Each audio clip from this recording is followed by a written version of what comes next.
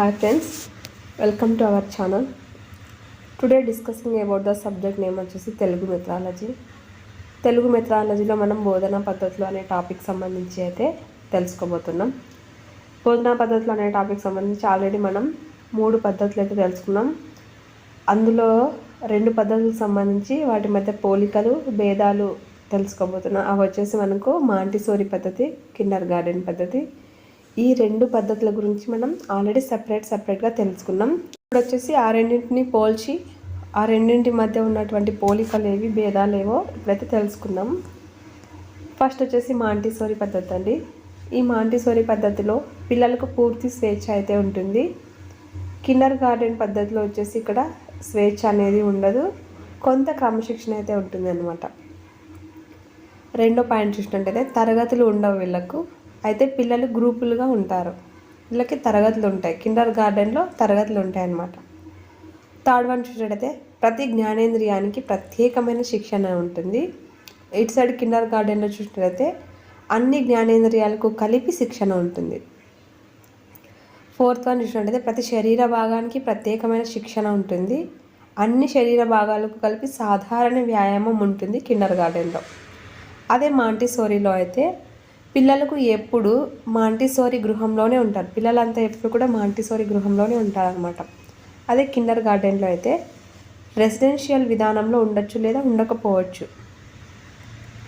Next Montessori పద్ధతిలో 6th point చూసినట్టయితే మొక్కల పెంపకం, మాంటిసోరీ గృహాన్ని శుభ్రపరచడం, వంట పాత్రలు శుభ్రం చేయడం వంటి పనుల వల్ల పిల్లల పని పట్ల గౌరవం, అభివృద్ధి అనేది ఏర్పడుతుంది. అదే కిండర్ గార్డెన్ పద్ధతిలో చూసినట్టయితే పిల్లలు క్రీడల్లో పాల్గొనడం ద్వారా సాంఘిక సర్దుబాటు గుణాలు అనేటివి అభివృద్ధి చెందుతాయి. కిండర్ గార్డెన్లో క్రీడలో పాల్గొనడం వల్ల సాంఘిక సర్దుబాటు గుణాలు అనేటివి అభివృద్ధి చెందుతాయి అన్నమాట. 7th పాయింట్ చూసినట్టయితే కాల వ్యయం, ధన వ్యయం రెండు కూడా ఎక్కువే మాంటిసోరీలో. ఇది దాని యొక్క పరిమితి అని చెప్పుకోవచ్చు.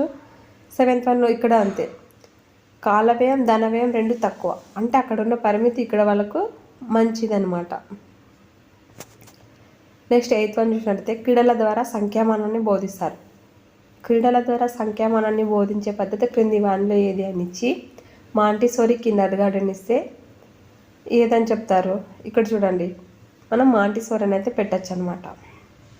మాంటిసోరీలో సా ఉంది, ఇక్కడ వచ్చేసి సంఖ్యామానం ఉంది. ఈ విధంగా అయితే మీరు గుర్తుపెట్టుకోవచ్చు. నెక్స్ట్ కిండర్ గార్డెన్ ఉంది, కథల ద్వారా సంఖ్యామానాన్ని బోధిస్తారు. సంఖ్యామానాన్ని కథల ద్వారా బోధించేది ఏది? కథల ద్వారా కిండర్ గార్డెన్. అదే క్రీడల ద్వారా అయితే మాంటిసోరీ. సంఖ్యామానం అనే సబ్జెక్ట్ ఒకటే, కాకపోతే దేని ద్వారా నేర్పిస్తారు అనేది ఇక్కడ మెయిన్ అనమాట. క్రీడల ద్వారా వస్తే మాంటిసోరీ, కథల ద్వారా వస్తే కిండర్ గార్డెన్. ఇక్కడ నేను ఇంపార్టెంట్ అని కూడా రాసి ఉన్నాను, గమనించగలరు. నెక్స్ట్ 9th వన్ చూసినట్టయితే కాల నియమం లేకుండా విద్యార్థులు కృషి చేస్తారు. ఒక టైం పీరియడ్ ఉండదు, ఎందుకంటే వాళ్ళ క్లాస్లే తరగతి గదులే లేనప్పుడు వాళ్ళకు ఇంత టైంకి ఈ పీరియడ్లో ఇది కంప్లీట్ అవ్వాలని అయితే ఉండదన్నమాట. సో కాల నియమం లేకుండా విద్యార్థులు కృషి చేస్తారు. అదే కిండర్ గార్డెన్లో చూసినట్టయితే ఉపాధ్యాయునికి నిర్ణయించిన 30 నిమిషాల టైంలోనే కృషి జరుగుతుందన్నమాట. కిండర్ గార్డెన్లో ఖచ్చితమైన టైం ఉంటుంది, 30 మినిట్స్లో జరగాలి అని. ఇక్కడ వచ్చేసి ఉపాధ్యాయుని పాత్ర తక్కువగా ఉంటుంది. ఎక్కడంటే మాంటిసోరీలో ఉపాధ్యాయుని పాత్ర తక్కువ, కిండర్ గార్డెన్లో ఉపాధ్యాయుడు మార్గదర్శకత్వం ఎక్కువగా ఉంటుందన్నమాట. ఉపాధ్యాయుని మార్గదర్శకత్వం అయితే ఉంటుందన్నమాట. పిల్లలకు పూర్తి స్వేచ్ఛ ఉంటుంది మాంటిసోరీలో. క్లాస్ రూమ్స్ ఉండవు, గ్రూపులుగా ఉంటారు. ప్రతి జ్ఞానేంద్రియానికి ప్రత్యేకమైన శిక్షణ ఉంటుంది. ప్రతి శరీర భాగానికి ప్రత్యేకమైన శిక్షణ ఉంటుంది. పిల్లలంతా ఎప్పుడు మాంటిసోరీ గృహంలోనే ఉంటారు. అంటే వీళ్ళకు కొన్ని పనులు నేర్పిస్తారు, మొక్కలు పెంచడం, ఇల్లు శుభ్రం చేయడం, వంట పాత్రలు శుభ్రం చేయడం వంటి పనుల్లో పని పట్ల గౌరవాన్ని అభివృద్ధి పరుస్తుంది. ఇదంతా కూడా వాళ్ళకు అంటే ఒక ఇంట్లో, అంటే ఇక్కడ వచ్చేసి వాళ్ళు మానసిక వైకల్యం కలిగిన వాళ్ళకి కాబట్టి మాంటిసోరీ టీచింగ్ చేపించేది కాబట్టి ఒక ఇల్లు ఉంటుంది, క్లాస్ రూమ్స్ ఉండవు, ఎటువంటి టైం టేబుల్ ఉండదు, ఓన్లీ ఆడిపిస్తారు.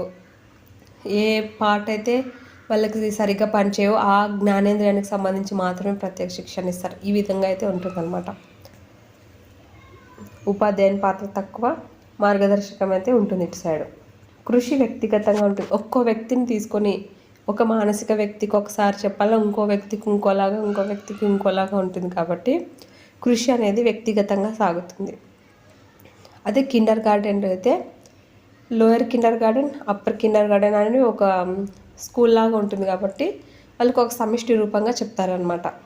లోయర్ కిండర్ గార్డెన్కి ఒకసారి, అప్పర్ కిండర్ గార్డెన్కి ఒకసారి, ఆ విధంగా అయితే టీచ్ చేయడం ఉంటుంది. ఈ విధంగా ఈ రెండింటికి మధ్య పోలికలు భేదాలు అయితే మనం తెలుసుకోవచ్చు అనమాట. ఇప్పుడు మనం కిండర్ గార్డెన్ చూసినట్టయితే ఇక్కడ స్వేచ్ఛ ఉండదు.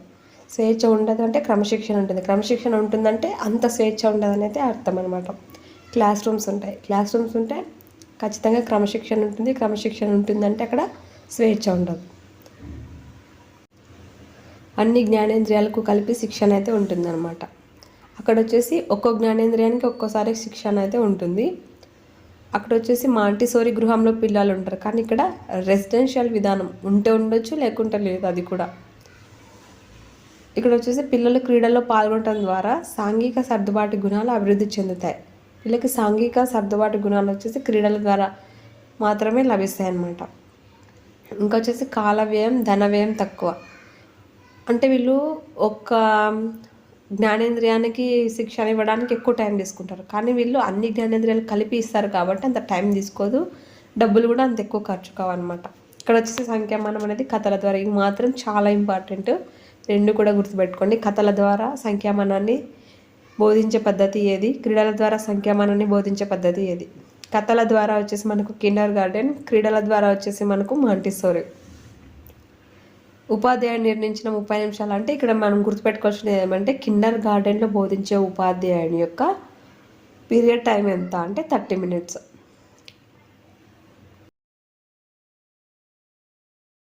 ఈ వీడియోలో కిండర్ గార్డెన్ పద్ధతికి మాంటిసోరీ పద్ధతికి గల తేడాలు మరియు పోలికల గురించి అయితే తెలుసుకున్నాం.